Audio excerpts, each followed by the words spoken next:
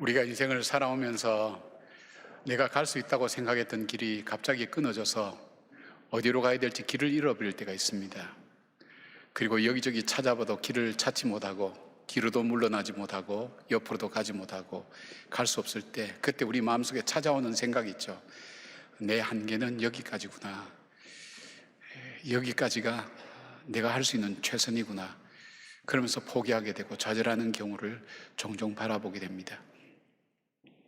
그리고 그렇게 되면 두려움이라는 게 찾아오게 되고, 그 다음에 마음속에 분노와 원망이 찾아오면서 마음속이 정말 요동치는 것처럼 희망을 잃어버리고 어떻게 가야 될지 알지 못합니다. 그렇게 되면서 잘못된 판단을 하고 잘못된 선택을 해서 오히려 자기 스스로 더 큰 어려움으로 자기를 몰아넣는 경우가 종종 있습니다. 지금 이스라엘 백성이 그런 형편에 처하게 됐습니다. 430년 동안 노예로 살았습니다. 10가지 재앙을 거치면서 하나님의 절대적인 능력으로 인해서 그들이 불가능한 가운데서 출애굽을 하게 되었습니다. 조상의 하나님이 구름 기둥과 불 기둥으로 인도하시고, 하나님 인도하셔서 이젠 자유를 향해 나갈 수 있도록 인도하시는 그 길을 따라가는 그들의 마음이 얼마나 즐거웠을까요?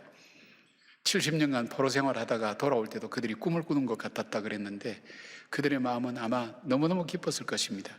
그들이 비록 광야길을 걸어도 그 광야길이 힘들지 않았을 것입니다. 그런데 그들이 한 일이라고는 모세가 인도하는 대로 따라갔는데, 그 따라간 길의 끝에 보니까 앞에 홍해가 가로막혀 있는 겁니다. 그런데 홍해만 가로막혀 있는 것이 아니라 좌우에 큰 산이 있어서 골짜기를 빠져나가야만이 될 수 있는데, 돌아오는 그 길을 보니까 바로의 군대가 병사들을 이끌고 바로 이스라엘 백성을 죽이기 위해서 추격에 오는 것입니다. 바로 이 상황 속에 이스라엘 백성들은 당황했습니다. 그리고 그들은 원망하기 시작했습니다.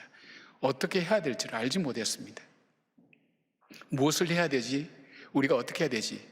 그들이 마구 지르는 비명들, 마구 내뱉는 말들, 마지막 소망을 잃어버린 사람들의 그 절규와 같은 것이 그 광야의 바닷가 앞에 가득 차 있게 되었습니다.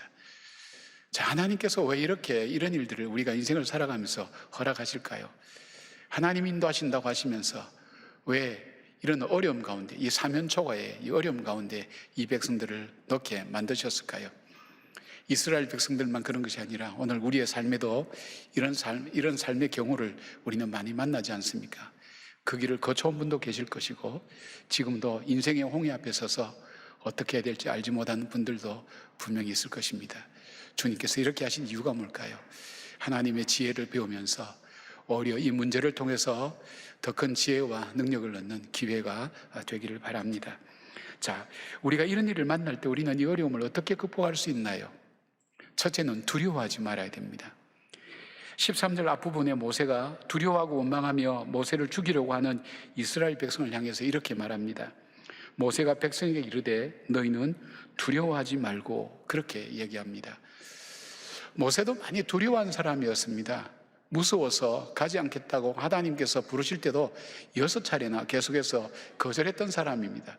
두려움이 가득 찬 사람입니다. 그런데 그 두려움으로 가득 차 있던 그 모세가 두려워하지 말라고 이야기하는 것이 뭘까요? 성경에 보면 하나님께서 하나님의 사람들에게 가장 많이 하신 말씀 중에 하나가 두려워하지 말라라는 그런 표현입니다. 여호수아가 모세가 죽은 후에 가나안 땅을 앞두고 자기를 보니까 연약하고 백성들 보니까 한심스럽고 앞에 놓인 길들을 보니까 험난하고 낙심하고 절망해서 장막에서 나오지 못할 때 하나님께서 그 여호수아에게 찾아가셔서 하신 말씀이 두려워하지 말라는 말씀이었습니다. 그 다음에 이 사사로 부름받은 기드온이 두려워할 때도 하나님께서 하신 말씀이 두려워하지 말라는 말씀이었습니다. 다윗이 솔로몬에게 큰 성전 공사를 맡길 때에도 이 솔로몬에게 부탁한 말이 두려워하지 말라는 말이었습니다.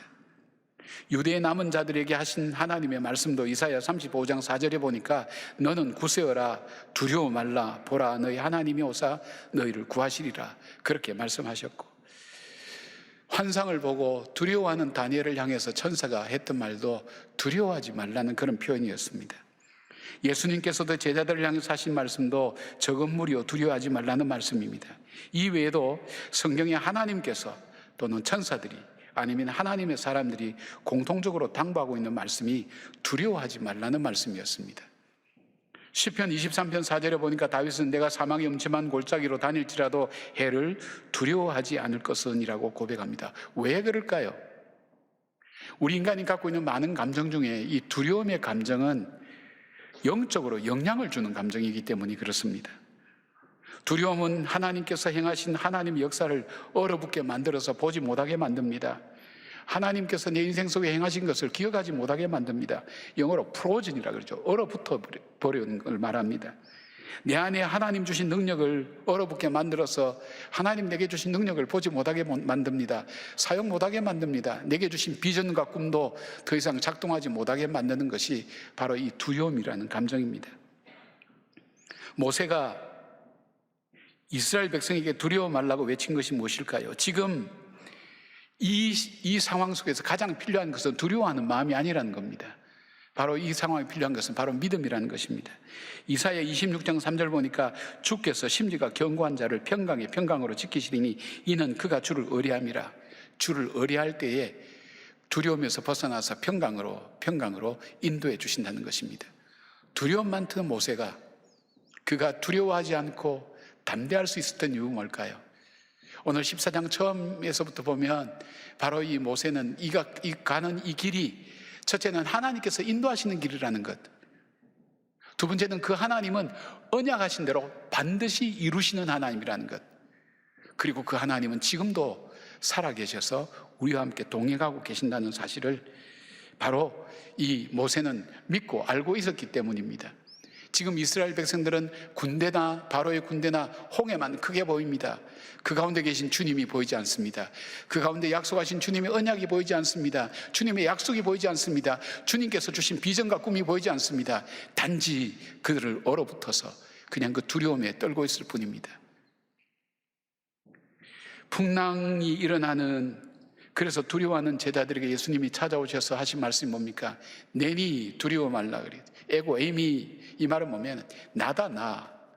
내가 어떤 하나님이냐? 자연을 주관하시는 하나님, 천지를 지으신 하나님, 너희들을 사랑하는 그 하나님이다. 내가 있기 때문에 두려워하지 말라고 말씀하는 겁니다. 그냥 단순히 위로하는 차원에서 두려워하지 마세요. 그게 말이 됩니까? 두려워하는 사람에게 두려워하지 말라고 얘기한다고 얘기됩니까? 뭐냐면 바로 그 가운데 계신 하나님을 바라보라는 겁니다. 하나님이 계시니, 그 하나님은 언약의 하나님, 그 언약을 지키기 위해서 자기 아들까지도 죽이신 그 하나님, 그 하나님이 지금도 동행하고 계신다는 겁니다. 여러분, 이스라엘 백성에게 모세가 아마 이렇게 얘기했을 거예요. 지금 10가지 재앙 중에 마지막 재앙에 애굽의 장자들이 다 죽을 때 너희 장자들은 살아있지 않느냐?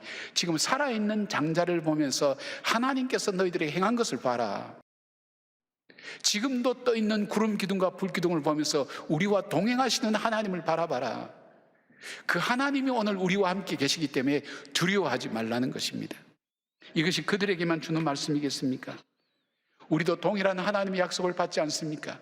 우리가 죄인 되었을 때, 우리가 연약할 때, 우리가 하나님과 원수가 되었을 때도 하나님 우리와 약속을 지키기 위해서 우리를 사랑하셔서 그 아들을 십자가에 못 박아 죽이지 않으셨습니까? 우리를 세상 끝날까지 함께 하겠다고 약속해 주지 않았습니까? 내가 너를 고아와 갑옷처럼 버려두지 아니하시겠다고 주님 약속해 주지 않았습니까? 그 약속을 우리는 붙들고 있습니다. 그 약속을 받았습니다. 그 약속을 붙들고 있는 우리는 바로 현실의 두려움 앞에서 떨 것이 아니라 하나님께서 자녀 삼아 주신 것을 믿고 그 약속을 바라보는 것입니다. 바울은 디모데에게 디모데후서 1장 7절에 말씀합니다.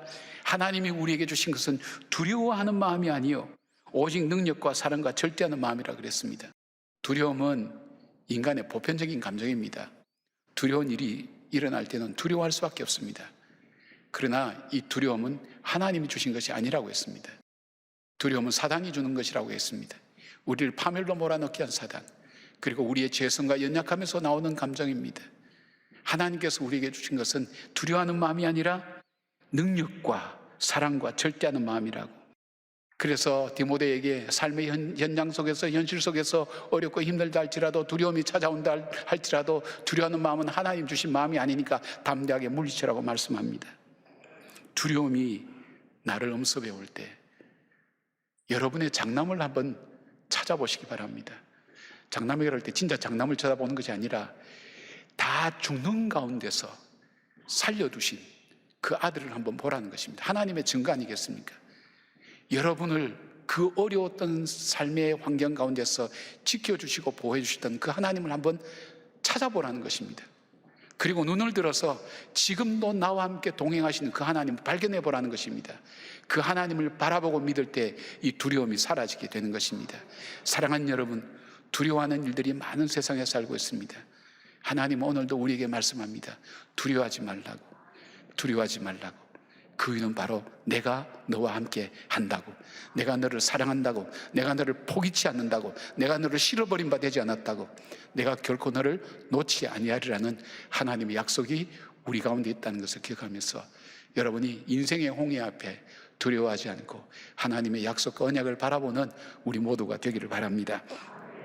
자, 이 어려움 앞에, 인생의 홍해 앞에 두 번째 해야 될 일은 뭡니까? 기도해야 됩니다. 너무나 뻔한 얘기입니다. 기도해야 된다는 거 다 알고 있습니다. 근데 여기서 기도해야 된다는 것은 뭐냐면 나의 관심과 나의 초점을, 나의 시선을 문제에서 하나님께로 옮기라는 뜻입니다. 우리는 문제가 생기면 문제에 대해서 관심을 갖습니다. 문제에 대해서 집중합니다. 문제를 생각합니다. 문제를 묵상합니다. 그러면 그 문제는 나를 점점점 위축시킵니다. 나를 묶어둡니다. 그리고 문제는 점점 괴물처럼 커집니다. 그리고 나는 한없이 작아지고 보잘것없는 존재가 되어버립니다. 더 이상 자기가 해야 될 일이 없다는 것입니다. 그런데 그런 시선과 초점을 빨리 옮겨서 도우시는 하나님께로 바로 이 시선과 관심과 초점을 옮기는 것이 기도라는 것입니다. 기도라는 것은 내가 관심 갖고 내가 지금 당하고 있는 문제에 내가 인생에 초점 맞추는 것이 아니라 바로 이 문제를 능히 다루실 수 있는 그 하나님 앞에 이 문제를 갖다 드리고 올려드리겠다는 그런 의미가 있습니다. 문제는 우리를 얽어내게 만듭니다. 나의 연약함을 보게 만들고 환경의 무서운 것을 보게 만들고 문제는 또 다른 문제를 만들게 됩니다. 13절에 보니까 가만히 서서라는 말씀의 원어가 주는 의미는 두려운 상태에 너 자신을 스스로 내버려두지 말라는 것입니다. 두려움이 오면 두려움 그대로 그 상태 속에 내버려두지 말고 약한 마음 오면 약한 마음대로 내버려두지 말고 일어서라는 것입니다. 일어서라는 게 뭡니까? 하나님 앞에 서서 하나님을 바라보라는 것입니다. 하나님께 초점을 옮겨드리라는 것입니다. 기도는 하나님이 행하실 바를 기대하는 것입니다. 그러기 위해서 해야 될 게 뭡니까? 내 생각과 내 판단을 중지해야 됩니다. 내가 배운 것, 공부한 것, 경험한 것, 환경이 말해주는 것, 그것이 나에게 주는 결과를 가지고 그것 가지고 판단하는 것을 내려놓아야 됩니다. 여러분, 요셉은 어떠했습니까? 그에게 주어지는 환경은 어떠했습니까? 그 자신은 어떠했습니까? 절망 그가 아니었습니까? 노예로 팔린 것도 억울한데 노예에서 죄수로 갔습니다. 근데 기가 막히게 한번 생각해 보십시오. 하나님께서 그 사람을 총리 대신으로 세울 때 누가 알았습니까? 누군들 상상이라도 했겠습니까? 우리가 예굽으로 돌아가는 것이 좋다, 우리가 예굽 사람을 섬기는 것이 좋다, 광야에서 죽는 것보다는 우리가 돌아가자, 왜 우리를 불러왔느냐, 이런 사고와 생각과 현실을 판단하는 여기에서 무슨 미래가 보이고 무슨 희망이 보이고 무슨 하나님의 역사가 보일 수 있겠습니까? 문제에 휩싸이면 그렇게 생각할 수밖에 없습니다. 옛날이 좋았는데, 옛날로 돌아가는 것이 좋을 건데, 내가 이렇게 살 걸, 이런 환경 속에 왜 처하게 되었을까? 옛날로 돌아가자. 여러분, 이 판단과 사고와 생각 속에서 만들어내는 결과들이 여러분에게 믿음을 줄 수 있겠습니까? 미래를 헤쳐나갈 용기가 되겠습니까? 좌절과 실망만 가져다 줄 뿐이죠. 기도한다는 것은 바로 그 마음을 옮겨서 하나님께 기대하는 것입니다. 여러분, 홍해를 갈라낼 줄 누가 알았습니까? 우리의 이성과 판단과 환경 가지고는 불가능한 겁니다. 하나님의 역사는 이런 겁니다. 여러분, 기가 막힌 웅덩이와 수렁에서 지금까지 여러분 살아오신 분들도 있지 않습니까? 하나님께서 인도하신 것이 여러분이 생각한 대로였습니까? 문제가 발생한 대로였습니까? 아니지 않습니까? 내가 상상하지 못한 방법대로, 생각하지 못한 방법대로 하나님께서 역사하셔서 이 걸음을 걸어오게 여기까지 인도해 주시지 않았습니까? 그렇다면 어떻게 됩니까? 과거로 돌아가자, 옛날이 좋다, 그리고 지금 눈앞에 보이는 현상만 바라보고 판단하고 결정해서 내리는 결정에 내 마음을 맡기지 말라는 것입니다. 바로 하나님 앞에 이 모든 문제를 올려드리는 것입니다. 기도라고 하는 것은 하나님의 뜻을 구하는 믿음의 결단입니다. 기도한다는 것은 주님, 이 환경 속에서도 하나님의 뜻이 있음을 믿습니다. 하나님 뜻이 있음을 저는 믿습니다. 그 뜻을 알기를 원합니다. 왜요? 우리는 문제가 중요하지만 하나님은 문제가 중요하다고 말씀하지 않습니다. 하나님은 너가 중요하다고 말씀합니다. 너가 중요하다고. 너가 중요하기 때문에 이 문제도 바로 너를 위해서 만든 거라고 주님께서 그렇게 말씀합니다. 사랑하는 여러분, 우리의 방법에는 한계가 있습니다. 하나님의 방법은 다양합니다. 우리의 능력은 연약하지만 하나님은 전능하신 하나님입니다. 홍해를 건넌 사건은 단순히 이 백성들만의 경험이 아니었습니다. 하나님이 홍해를 건너게 하면서 믿음의 유산으로 삼았습니다. 이 역사를 하나님 써갔습니다. 시편 46편 10절 보니까 너희는 가만히 있어 내가 하나님됨을 알지어다고 그렇게 말씀했습니다.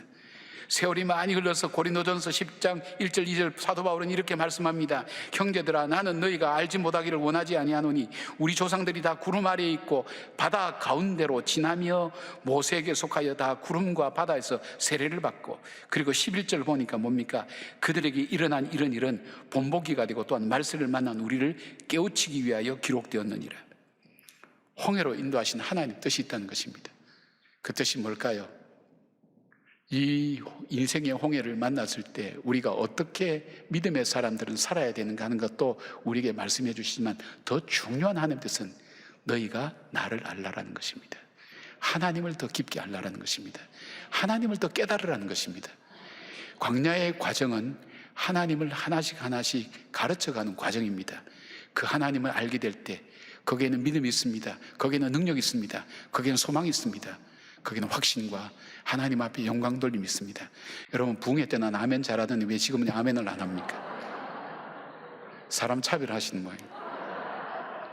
그렇죠. 남의 떡이 원래 커 보이고 맛있어 보이죠. 아멘 좀 하십시다. 예, 꼭 하자 그래야 하는 여러분들은 참 대단한 분들입니다. 여러분, 출애굽기 15장 보면 모세의 노래와 미리암의 노래가 나옵니다. 홍해를 건너고 난 다음에 그 노래의 주제가 뭡니까? 하나님은 어떤 분이셨다. 하나님 어떤 분이셨다. 바로 그 주제를 찬양하는 겁니다. 우리가 이 홍해를 건너고 난 다음 우리 인생을 돌아보면서 하나님은 이런 분이셨구나. 하나님 이런 분이셨구나. 고난과 시련의 그 쓴맛을 넘기고 난 다음, 지나고 난 다음 우리에게 찾아오는 것이 뭡니까? 내가 잘 이겼어. 내가 이 고비를 잘 넘겼어. 그것이 아니라 하나님은 이런 분이셨구나. 하나님 내 인생을 붙드시고 여기까지 인도하신 분이구나. 그 고백을 하나님 듣기를 원하시는 겁니다. 사랑하는 여러분, 그 감사를 하나님께 드리기를 원하시는 것입니다. 하나님의 뜻이 무엇인지를 구하려면 기도하셔야 됩니다. 데살로니가전서 5장 16절에서 18절 항상 기뻐하라, 쉬지 말고 기도하라, 범사에 감사하라. 이것이 그리스도 예수 안에서 너를 향하신 하나님의 뜻이니라. 하나님의 뜻을 알기 위해서는 어떻게 하라고 그럽니까? 여러분이 지금 어떤 문제를 만나고 있는지 저는 알지 못합니다. 그러나 하나님, 이 문제 앞에 저는 어떻게 할까요? 그럴 때 하나님께서 응답하시는 것이 기도해라, 감사해라, 그리고 주님 앞에 찬송하고 주님께 기뻐하고 쉬지 않고 기도하고 범사에 감사하는 것, 이것이 바로 내가 지금 너를 향한 하나님의 뜻이라고 그렇게 주님께서 말씀하십니다. 기도한다는 것. 사랑하는 여러분, 우리가 두려움에서 벗어나서 내 시선을 문제에서 하나님께로 옮기고 그 하나님께 기대를 하면서 하나님의 뜻을 구하는 여러분의 결단과 결심이 여러분이 고난과 어려움 가운데서 벗어나고 극복하며 오히려 하나님을 더 깊게 하는 놀라운 계기가 되기를 주님의 이름으로 축복합니다. 세 번째는 어떻게 해야 됩니까? 첫째는 두려워하지 말아야 됩니다. 두 번째는 기도하라고 그랬습니다. 세 번째는 믿음으로 나아가야 됩니다. 15절 말씀입니다. 여호와께서 모세에게 이르시되 너는 어찌하여 내게 부르짖느냐? 이스라엘 자손에게 명령하여 앞으로 나아가게 하고, 앞으로 나간다는 것은 하나님 말씀을 믿고 행하는 것입니다. 여기에 나아간다라는 것의 기본형 낫사라고 하는 것은 장막에 말뚝을 뽑아버려서 여행을 출발하거나 여행 중에 있는 것을 의미합니다. 쉽게 말씀드리면 이스라엘 백성에게, 지금 두려워하는 이스라엘 백성에게, 앞에 홍해가 가로막고 있는 이스라엘 백성에게 앞으로 나가라는 것입니다. 이게 말이 되는 얘기입니까? 지금 그들의 마음이나 현실에 주어진 환경과 상황은 한 걸음도 나갈 수가 없습니다. 그런데 하나님께서 명령하신 말씀을 믿고 앞으로 나가라는 것입니다. 믿음이라고 하는 것은 다 만들어진 것을 보면서 하나님 역사하고 나오고 나가는 것이 아니라 하나님의 약속을 믿고 나가면서 환경을 바꿔 나가는 것을 말합니다. 앞으로 나가라는 것은 하나님 말씀대로 순종하는 것을 말하는데, 히브리서 11장 29절 보니까 이 해석을 이렇게 했어요. 믿음으로 그들은 홍해를 육지같이 건넜으나 애굽 사람들은 이것을 시험하다 빠져 죽었으며 되겠습니다. 여기서 믿음으로 건넜다는, 왜 믿음으로 건넜다고 얘기할까요? 우리가 흔히 바다가 다 갈라지고 바다가 다 말라서, 바닥이 다 말라서 정말 마른 땅처럼 됐을 때 이스라엘 백성이 이야 하나님께서 행하셨구나, 그렇게 해서 건너간 걸로 생각하는 분들이 많이 있습니다. 근데 오늘 본문의 내용을 바라보면, 그리고 히브리서 기자가 믿음으로 얘기한 것은 그들이 나갔지만은 바다는 전혀 변화가 없었다는 거예요. 물결은 여전히 치고 있었고 홍해는 자기들을 삼킬 것처럼 계속 출렁이고 있었다는 것입니다. 그런데 나가라는 것입니다. 말이 안 되는 얘기죠. 이해가 안 되는 얘기죠. 왜냐하면 조금이라도 저 홍해가 갈라질 것이라고 생각하는 사람은 아무도 없었을 것입니다. 우리가 마른 땅을 걷게 될 것이라고 생각하는 사람도 아무도 없었을 것입니다. 그러나 그들은 순종했습니다. 나가라는 말은, 믿음으로 나가라는 말은 순종하는 것입니다. 하나님 말씀에 순종하는 것입니다. 히브리서 11장 1절 보니까 믿음은 바라는 것들의 실상이요 보이지 않는 것들의 증거라고 그렇게 말씀합니다. 그들을 나가게 한 다음에 지팡이를 들고 손을 바다 위로 내밀어 그것을 갈라지게 하라고 명령하셨습니다. 홍해는 이스라엘 백성도 지나갔지만 애굽 군대도 홍해를 지나갔습니다. 그러나 하나님의 말씀을 따라 순종한 이스라엘 백성은 그 홍해가 갈라지고 마른 땅을 무사히 다 건넜지만 자신들의 능력만을 의지하고 갈라져 있는 땅만 바라보고 현실만 바라보고 있던 바로 애굽의 군대들은 물속에 다 수장되고 말았습니다. 앞으로 나갔다는 말은 하나님 말씀 앞에 순종하는 행위입니다. 앞으로 나갔다는 것은 순종하는 것인데, 그 순종하는 것은 홍해만 향해서 나가는 것이 아니라 하나님이 인도하신 길을 계속해서 따라가겠습니다 하는 그 믿음의 표현이기도 합니다. 여러분, 이들의 찬양은 역사가 되어서 널리 퍼집니다. 역사의 교훈이 됩니다. 이것을 언제 확인했습니까? 이 사람들이 40년 광야 생활을 하고 난 다음 여리고성에 정탐꾼을 보냈는데, 여리고성에 있는 기생 라합을 통해서 이야기를 듣습니다. 기가 막히죠? 여호수아 2장 10절입니다. 이는 너희가 애굽에서 나올 때에 하나님께서 너희 앞에서 홍해물을 마르게 하신 일과 너희가 요단 저쪽에 있는 아모리 사람의 두 왕 시온과 옥에게 행한 일 곧 그들을 전멸시킨 일을 우리가 들었음이니라. 전하지 않으면 어떻게 들었을까요? 그들이 걸어온 것은 자신들이 만들어 온 길을 걸어온 것이 아니라, 이게 자신들이 만들어 온 길이라면 이렇게 화제거리가 안 됐을 거예요. 하나님이 만들어 주신 길을 그들이 걸어온 겁니다. 사랑하는 여러분, 살아온 지난 날들 여러분이 한번 돌아보십시오. 여러분이 여러분 인생을 만들어서 걸어오셨습니까? 나는 이만큼 머리가 좋아서, 이만큼 돈을 잘 벌어서, 이만큼 잘나서 나는 내 인생을 만들어 왔어. 정말 그렇습니까? 그렇게 자신 있게 얘기할 사람 있습니까? 정말 그럴까요? 신경줄 하나라도 끊어지면 살지 못하는 게 우리 인생입니다. 더 근원적인 문제가 있습니다. 하나님이 만들어 오신 길을 우리는 믿음으로 따라온 것입니다. 걸어온 것입니다. 그 하나님은 우리의 남은 여정에도 이 길을 열어갈 것입니다. 하나님 말씀을 따라 살겠다는 것은 순종과 불순종 가운데서 엎치락뒤치락 하면서도, 그럼에도 불구하고 하나님 우리를 긍휼히 여기셔서 은혜로 우리를 인도해 주신 그 은혜로 말미암아 여기까지 오게 되었다는 것을 다시 한번 돌아볼 때에 우리에게 앞으로 나아가는 것은 믿음에 순종하며 하나님의 뜻을 구하는 일이며 하나님께서 행하실 것을 믿고 한 걸음 한 걸음 옮기는 것을 말합니다. 여러분이 이 자리에 오늘 계신다는 것은 인생의 홍해를 많이 거쳐오셨을 것입니다. 그러나 인생의 홍해는 과거면 있는 것이 아니라 오늘 내 삶의 앞에 언제든지 우리 앞에 기다리고 있습니다. 어떻게 하고 계십니까? 두려워하지 마시기 바랍니다. 하나님이 우리와 함께 계시기 때문입니다. 기도하시기 바랍니다. 문제에서 시선을 옮겨서 하나님께로 옮겨보십시오. 그리고 믿음으로 한 걸음 나가보십시오. 몸부림함 쳐보십시오. 믿음의 몸부림 속에 하나님은 크고 놀라운 역사를 하며 아무도 상상하지 못했던 바다가 갈라지고 맨 땅으로 걷는 하나님의 이적과 기적을 체험하는 여러분들 되시고, 이를 통해 하나님을 알고 하나님을 증거하는 귀한 소식들이 여러분의 후대 속에서도 많은 열방 가운데 증거되고 나타내는 하나님의 백성으로 사시기를 주의 이름으로 축원합니다.